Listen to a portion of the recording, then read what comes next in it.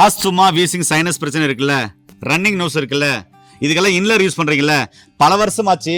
Asthma wheezing மருந்து எடுக்கிறேன், ஆஸ்துமாக்கு மருந்து எடுக்கிறேன், மூச்சு வாங்குது, ஒரு கொஞ்சம் தூரம் நடக்க முடியல, கொஞ்சம் தூரம் வர முடியல, என் வாழ்க்கை மருந்து மாத்திரையோட போயிடுமா அப்படின்னு சொல்லி கஷ்டப்பட்டுக்கிறீங்களா? உங்களுக்கு 2 சொட்டு தான், ஒவ்வொரு மூக்குல 2 சொட்டு விடணும். இறங்குது, இப்பதான் இறங்குதா? இப்பதான் இறங்குதா? ஆமா ஆமா. ஒரு டேஸ்ட்ல இருக்கு, காரமா இருக்கு. சரி, 2 மூக்குல சேர்த்து 2 சொட்டு, ஒரு சொட்டு விட்டா போதும். அதான் ஒரு சொட்டு. அது தொண்டையில இறங்கலன்னு சொன்னா மேற்கொண்டு ஒரு சொட்டு, அதுக்கு மேல விடக்கூடாது. அதிகபட்சம் 2 சொட்டு தான். 2 சொட்டு தான். ஏன் நேயர்களே, உங்களுக்கும் சைனஸ் சார்ந்த பிரச்சனை இருக்கு, இன்லர் யூஸ் பண்றீங்க, ஆஸ்துமா வீசிங் இருக்குது, டஸ்ட் அலர்ஜி இருக்குது, அடுக்கு தும்பல் இருக்குது, தண்ணி மாதிரி கீழே ரன்னிங் நோஸ் வந்துட்டே இருக்கு அப்படின்னா கவலையே பட வேண்டாங்க. பல வருஷமா இருக்கு தம்பி, ஆஸ்துமா வீசிங் பல வருஷமா இருக்கு தம்பி, நிறைய மருந்து மாத்திரை சாப்பிட்டாச்சு, மருந்து மாத்திரையோட தான் போறேன், மருந்து மாத்திரையோட தான் வரேன், மூச்சு வாங்குது, என்ன பண்றது, வாழ்ந்து பழகிட்டேன், இப்படிதான் வாழணும், இருக்கிற வரைக்கும் இப்படிதான் இருக்கணும் அப்படின்னு நீங்க நினைச்சிட்டு இருந்தாலும் சரி, உங்க எல்லாருக்குமே இந்த பதிவு ஒரு ஆணித்தனமான பதிவு, அற்புதமான பதிவு. இப்படிப்பட்ட பிரச்சனை உள்ள எல்லாருக்குமே இந்த வீடியோவை கண்டிப்பா ஷேர் பண்ணுங்க. யாரோ ஒருத்தருக்கு இந்த வீடியோ பயனுள்ளதா இருக்கும், அவங்க உங்களை கடவுள் மாதிரி பார்ப்பாங்க.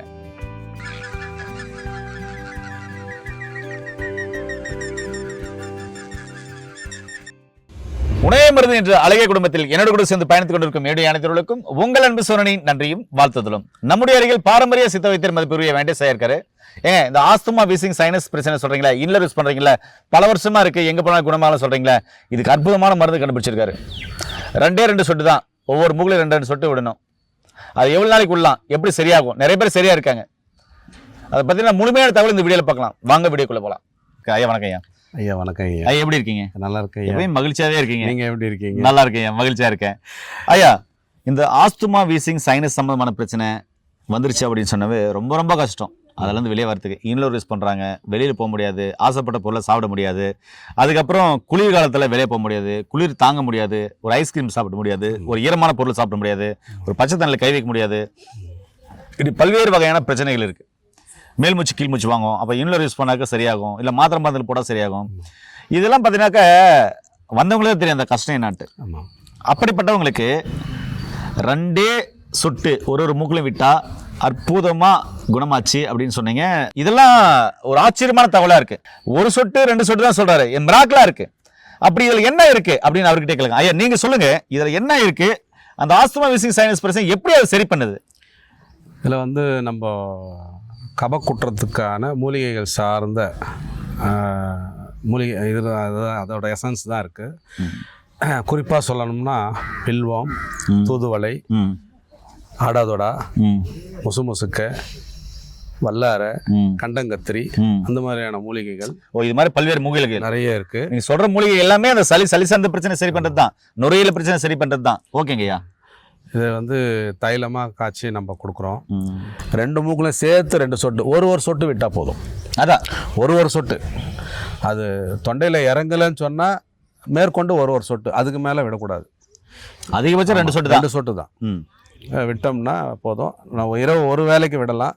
ரொம்ப மூச்சு விட சிரமமாக இருக்குது, ரொம்ப கஷ்டப்படுறாங்கன்னா காலை மாலை 2 வேளை விடலாம். ஆனால் ஒரு வேளை விட்டாலே போதும். இதில் இந்த மூலிகையில், அதாவது இந்த தைலத்தில் என்னென்ன மூலிகை போட்டுருக்கான்னு சொல்லிட்டாரு. ஆஸ்துமா வீசிங் சம்மந்தமான சைனஸ் பிரச்சனை, இன்லர் யூஸ் பண்ணுறாங்க, இதெல்லாம் இருந்தவங்களுக்கும் சரி பண்ணியிருக்காரு. நானும் நிறைய பேருக்கு வாங்கி கொடுத்துருக்கேன், ரொம்ப நல்ல ரிசல்ட்டு. இந்த மருந்து எப்படி விடணுன்றதை இந்த வீடியோவில் உங்களுக்கு காமிக்க போகிறேன், அது தெளிவாக பாருங்கள். அப்படி தான் விடணும். தம்பி இப்போ படுக்க சொல்கிறாங்க, பாருங்க அது எங்கே படுக்க வைக்கிறான்னு பாருங்க. அதாவது இங்கே பார்த்தீங்க அப்படின்னு சொன்னால் தோள்பட்டைக்கு கீழே முதுகுல தான் தலைகணை வச்சிருக்காங்க. சரிங்களா? ஏன் வச்சிருக்காங்க அப்படின்னா அப்பதான் இந்த தலை கீழே நல்லா சாயும். இங்க பாருங்க, நிமிர்ந்து இங்க பாருங்க, இங்க பாருங்க, இந்த தலை இப்படி சாஞ்சி பாத்தீங்கன்னாக்க இந்த மூக்கு துவாரம் பாருங்க அழகா தெரியுது. அப்போ கீழே விட்ட உடனே அழகா உள்ள போகணும். அதனாலதான் இப்படி வைக்க சொல்றாங்க. இது எத்தனை சொட்டுங்கய்யா? 1 சொட்டுங்கய்யா. இதை பாத்தீங்கன்னா ஒவ்வொரு மூக்கிலையும் ஒரு சொட்டு வேணுன்றாரு. 30 செகண்ட், 40 செகண்ட் வெயிட் பண்ணணும். இந்த மூக்கில் 1 சொட்டு விட்டாச்சு. இப்போ இந்த மூக்கில் 1 சொட்டு விடுறேன், விட்டாச்சு பாருங்க, அழகா மூக்கில் போயிடுச்சு. இப்போ இந்த தொண்டையில் அந்த சாறு, அந்த டேஸ்ட்டு, அந்த வாசனை இறங்கினா மட்டும் நம்ம இதுவே போதும். இல்லை அப்படின்னா இன்னொரு சொட்டு விட சொல்லியிருக்காரு. இவர்கிட்ட கேட்கலாம். தொண்டையில இறங்குது, இப்பதான் இறங்குதா? இப்பதான் இறங்குதா? ஆமா ஆமா. என்ன டேஸ்ட்ல இருக்கு? ஒரு காரமாக இருக்கு. சரி. காரமா இருக்கு. ரொம்பலாம் இல்லை, லைட்டாக தான் தெரியும். லைட்டா. ஆமாம் ஒரு சொட்டு விட்டு இருக்கீங்க. ஆமாம். இப்போ என்ன ஃபீல் பண்றீங்க? இப்போ கொஞ்சம் நல்லா முன்னாடி மூச்சு விடுறது கொஞ்சம் கஷ்டமாக இருந்தது. ஆனால் இப்போ கொஞ்சம் லைட்டாக கொஞ்சம் கொஞ்சமாக அப்படியே ஃப்ரீ ஆகுது. ஃப்ரீ ஆகுது. ஆமாம். ஐயா இப்போ இந்த மருந்தை வந்து பார்த்தீங்கன்னா இப்படி எவ்வளோ நேரம் விட்டு எவ்வளோ நேரம் படுத்துட்டு இருக்கணும்? அதிகபட்சம் 30 செகண்ட், 30 வினாடிகள். 30 வினாடிகள். அவ்வளோதான். அது தொண்டையில் ஒன்ஸ் இறங்கி எடுத்துனா தலைகாணியை மெதுவாக தலைக்கு எடுத்து வச்சுட்டு ஒரு கழிச்சா மாதிரி எழுந்துக்கணும். இப்போ தொண்டையில் இறங்கிடுச்சிங்களா? இறங்கிடுச்சுல்ல? இறங்கிடுச்சிங்களா? இறங்கிடுச்சு. இப்போ பாருங்க அந்த இது எப்படி தலைகாணி இழுக்க போறாங்கன்னு பாருங்க. இப்படி தலைகாணி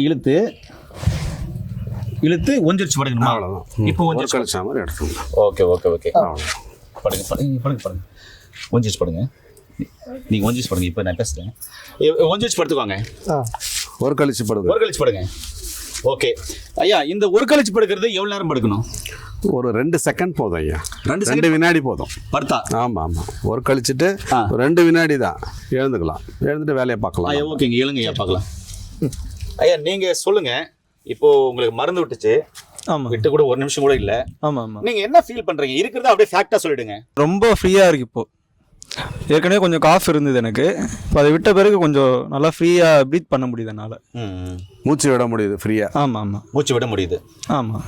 ஐயா இது வந்து பார்த்தீங்கன்னாக்கா எந்த வயசுலேருந்து எந்த வயசு வரை விடலாம்?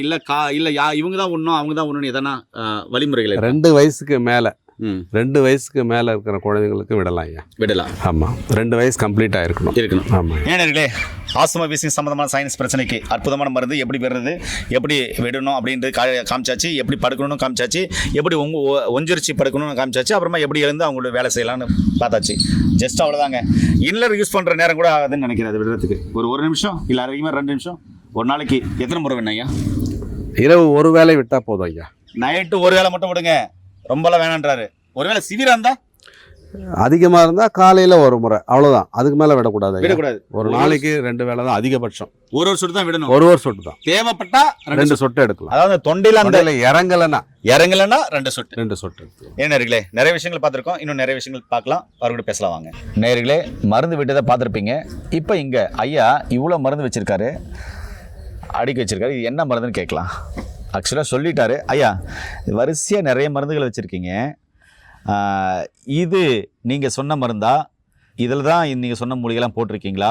இதுதான் இப்படிப்பட்ட வேலையை செய்தா? கடுகு சிறுத்தாலாம் காரம் குறையான்னு சொல்லுவாங்க. தித்தூண்டு வச்சுன்னு எவ்வளோ பேர் வேலையெல்லாம் செய்கிற மருந்தாக இருக்குது. இது சொல்லுங்கள், இந்த மருந்தை பற்றி சொல்லுங்க ஐயா. இது நசியம்னாலே நம்ம மூக்குல விடுறது தான். இது நாசில் ட்ராப். ஆமாம். ஓகே. ஆமாம். இது வந்து நீங்கள் சளி, இருமல், ஆஸ்துமா, நாள்பட்ட ஆஸ்துமா அந்த பிரச்சனைக்கு விடலாம். டான்சில்ஸ் இருந்தால் பஞ்சில் தொட்டு தடவலாம். அந்த டான்சில்ஸையும் பஞ்சில் தொட்டு தடவலாம். ஆமாம். கரைச்சிரும். அதையும் கரைச்சிரும். ஓகே. ஒவ்வாமையை போக்கும். ஏனர்களே, உங்களுக்கும் சைனஸ் சார்ந்த பிரச்சனை இருக்குது. இன்லர் யூஸ் பண்ணுறீங்க, ஆஸ்துமா வீசிங் இருக்குது, டெஸ்ட் அலர்ஜி இருக்குது, அடுக்கு தும்பல் இருக்குது, தண்ணி மாதிரி கீழே ரன்னிங் நோஸ் வந்துட்டே இருக்கு அப்படின்னா கவலையே பட வேண்டாங்க. பல வருஷமா இருக்கு தம்பி ஆஸ்துமா வீசிங், பல வருஷமா இருக்கு தம்பி. நிறைய மருந்து மாத்திரை சாப்பிட்டாச்சு. மருந்து மாத்திரையோட தான் போறேன், மருந்து மாத்திரையோட தான் வரேன். மூச்சு வாங்குது, என்ன பண்றது, வாழ்ந்து பழகிட்டேன், இப்படிதான் வாழணும், இருக்கிற வரைக்கும் இப்படிதான் இருக்கணும் அப்படின்னு நீங்க நினைச்சிட்டு இருந்தாலும் சரி, உங்க எல்லாருக்குமே இந்த பதிவு ஒரு ஆணித்தனமான பதிவு, அற்புதமான பதிவு. இனிமே அப்படிப்பட்ட பிரச்சனையிலிருந்து நீங்க வெளியே வரணும்னு நினைச்சீங்கன்னா அற்புதமான மருந்து ஐயா கிட்ட இருக்கு, வாங்கி பயன்படுத்துங்க. இவருடைய மருந்துகள் எல்லாமே படிச்ச பட்டதாரி மருத்துவர்கள் மூலமா அவங்களுடைய ஆலோசனைப்படி தான் கொடுக்கப்படும். அதனால நோய் நொடி இல்லாம ஆரோக்கியமா வாழ்றதுக்கு இந்த சைடு எஃபெக்ட் இல்லாத மருந்துகளை எடுத்து கண்டிப்பா ஆரோக்கியமா வாழுங்க. இப்படிப்பட்ட பிரச்சனை உள்ள எல்லாருக்குமே இந்த வீடியோவை கண்டிப்பா ஷேர் பண்ணுங்க. யாரோ ஒருத்தருக்கு இந்த வீடியோ பயனுள்ளதா இருக்கும். அவங்க உங்களை கடவுள் மாதிரி பார்ப்பாங்க. மீண்டும் இன்னொரு அருமையான பதிவு சந்திக்கலாம். அதுவரையில் உங்களது விடைபெறுவது உங்கள் குடும்பத்தில் ஒருவனாக உங்கள் அன்பு சோனார். நன்றி, வணக்கம். வணக்கம் ஐயா.